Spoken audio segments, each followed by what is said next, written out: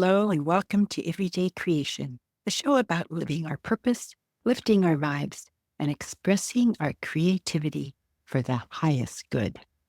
This is Kate Jones with the second excerpt from a longer interview with family medicine physician Adeola Fakolade, MD. In this short episode, Adeola discusses the World Health Organization's definition of good health, which is about thriving. I do commute. I do have a little bit of a commute. It's like between 40 to 45 minutes in the morning or 42 minutes, kind of depending on how fast I'm driving that morning. Always very carefully, always very carefully. Of course. But that's the time that I used to kind of catch up with my family. My family is sort of spread everywhere. My mom is in Nigeria, so she's 5 hours ahead of me now. That's going to change with the time change.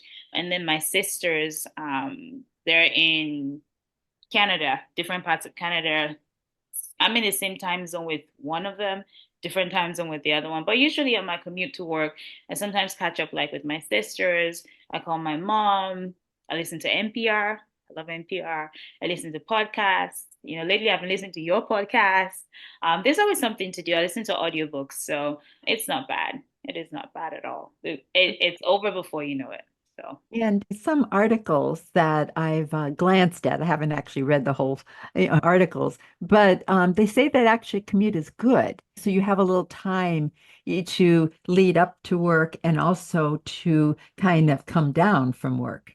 yeah, yeah. I do enjoy. I'm kind of lucky in that I have like the perfect amount of time. 40 minutes is not too short, but it's not like an hour where you're just like, oh my gosh, I just want to be home. So I think it's a good amount of time to get some things done, catch up with family, catch up with friends, and then just decompress before you get to work or before you get home. So yeah. You seem to have a very positive attitude about everything, including, including helping people who generally don't get health care. And I think that is such an important thing to do because of the whole prevention part of it. So I really like how you turned it into this, well, certainly a passionate thing for your work, but also to be a positive thing. Okay, here is what can be done rather than bemoaning the situation that exists. Yeah. I always say this thing like, time is going to pass, right? We're all here. You're going to wake up in the morning, the sun is going to rise, and the sun is going to set. Time is going to pass. Time is passing for everybody, no matter what. You can let that time pass angry and upset, or you can let that time pass with you being happy and just, being optimistic and positive and sharing some good in the world. And I choose to do that because, time is going to pass anyway. You can choose how you want to spend your time, but it's going to pass. My general. Absolutely. That's a wonderful way to look at it. So that's all part of prevention too. It- Yes. I mean, a good attitude, positive attitude, working toward goals, having good relationships, just all that stuff. And the good relationships are also with yourself. You have a good relationship with yourself, and then you tend to be happier.